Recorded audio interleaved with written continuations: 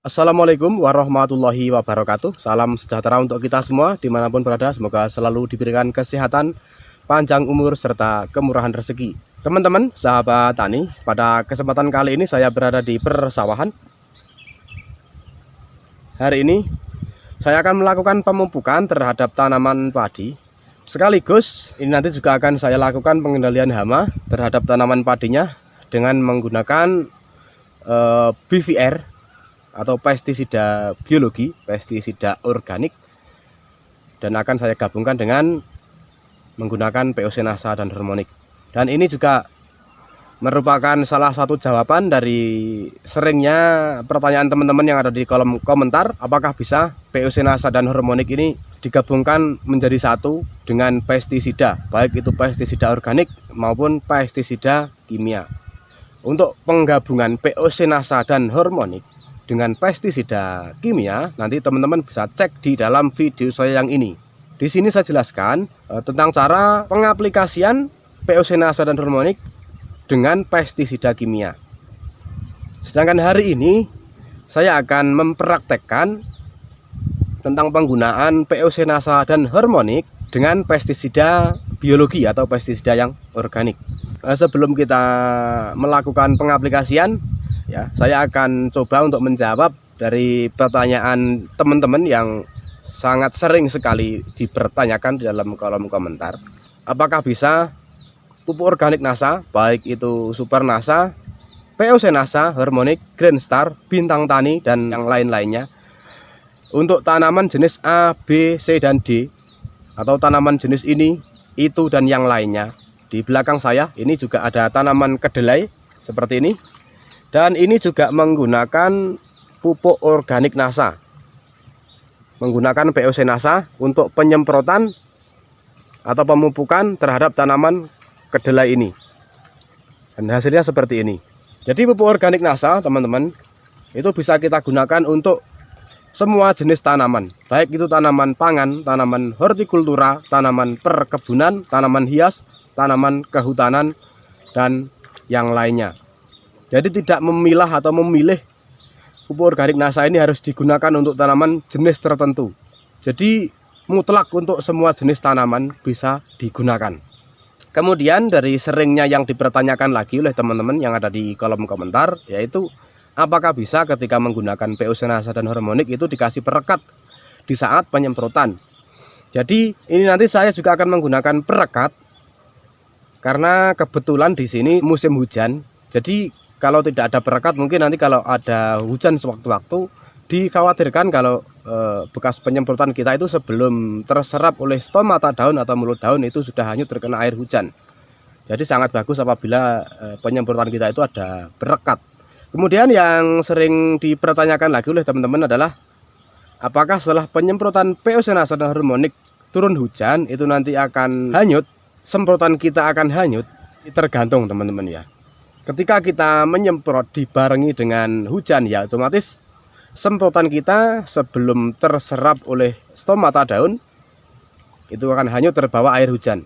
Tapi kalau sudah kering akan tetap terserap oleh stomata daun. Jadi teman-teman yang menggunakan pupuk organik Nasa, terutama POC Nasa atau pupuk organik cair yang lainnya, ketika melakukan penyemprotan itu lihat dulu cuacanya seperti apa.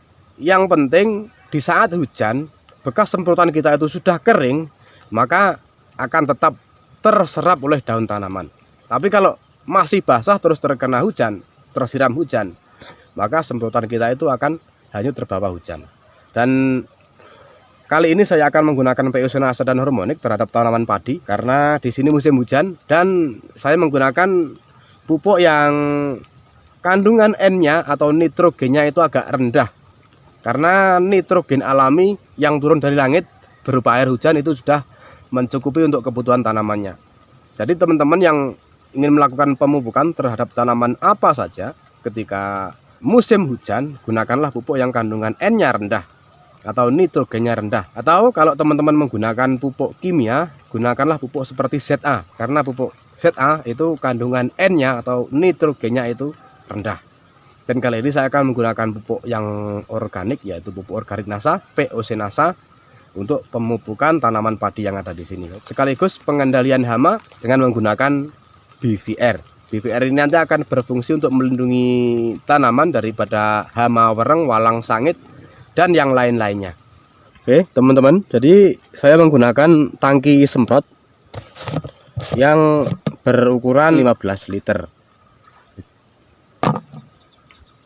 Kemudian POC NASA kita kocok dulu sebelum pemakaian untuk membangunkan bakteri di dalamnya yang masih dalam keadaan dorman agar bisa bekerja dengan maksimal. Oke, POC NASA seperti biasa yang teman-teman tahu, 4-5 tutup per 15 liter air atau 1 tangki semprot.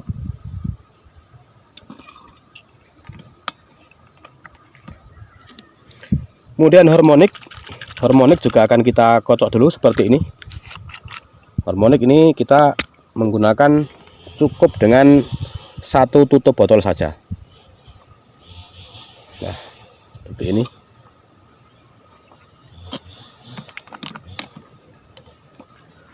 Kemudian BVR teman-teman. Jadi BVR ini untuk pengendali hamanya. Jadi sekalian melakukan pemupukan, kita melakukan pengendalian hama agar bisa sekali kerja. BVR untuk 15 liter air atau 1 tangki semprot kita bisa menggunakan sekitar 1 sendok makan.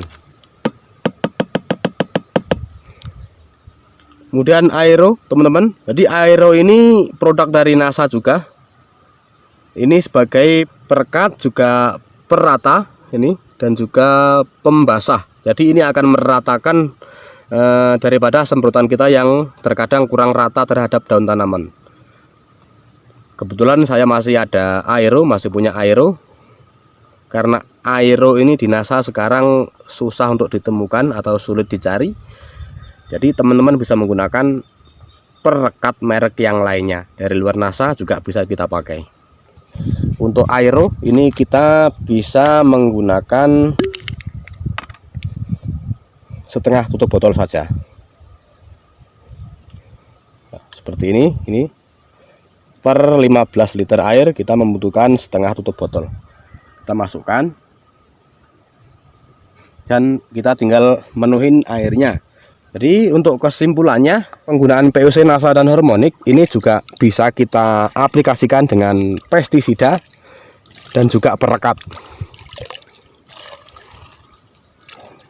Kemudian yang sering ditanyakan lagi oleh teman-teman, bisakah penggunaan POC NASA dan harmonik ini menggunakan air yang keruh? Seperti ini airnya keruh. Kalau masih ada air yang jernih, kenapa kita harus menggunakan air yang keruh?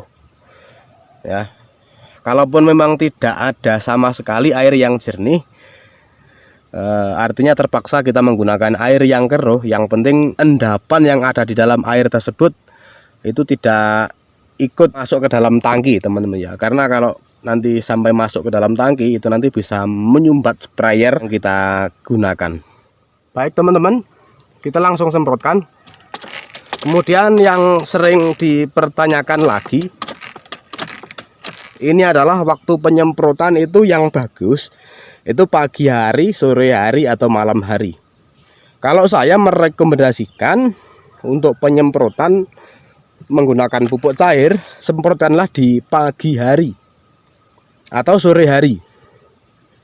Misalkan jam 11 ke bawah. Kalau jam 11 ke atas nanti biasanya panas teman-teman ya. Kalau sore, jadi teman-teman bisa menggunakan jam 2 ke atas ya. Kalau penggunaan pestisida itu yang paling bagus adalah di sore hari. Jadi ketika menggunakan POC NASA dan harmonik digabung dengan menggunakan pestisida, gunakanlah di sore hari.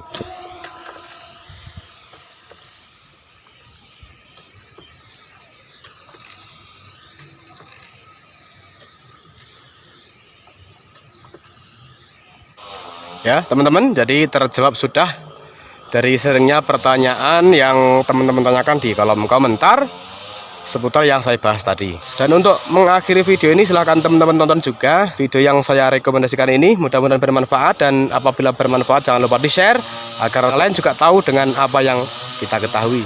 Sampai jumpa lagi di next video, dan wassalamualaikum warahmatullahi wabarakatuh. Semangat pagi dan selamat beragrokompleks.